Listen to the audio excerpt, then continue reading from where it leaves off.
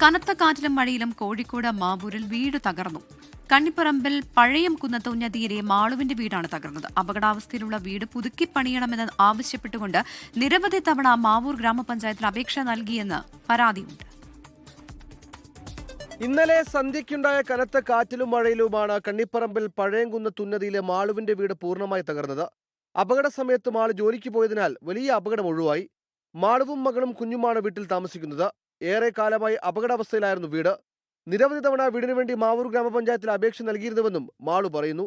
ഇന്നലെ സന്ധ്യയ്ക്ക് ഞാൻ പണി കഴിഞ്ഞ് വരുമ്പോഴാണ് വീട് വീഴുന്നത്. ഇനി എന്ത് ചെയ്യുമെന്നും അറിയില്ല. സാധനമൊക്കെ നശിച്ച് ഞാൻ എത്രയോ അപേക്ഷിച്ചിട്ടുണ്ട് പഞ്ചായത്തിൽ വീടിന് വേണ്ടിയിട്ട്.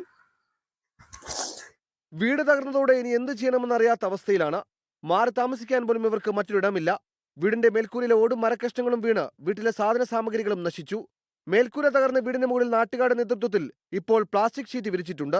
24 കോഴിക്കോട്. ഇനി എന്താണ് കാലാവസ്ഥയുടെ സാഹചര്യം?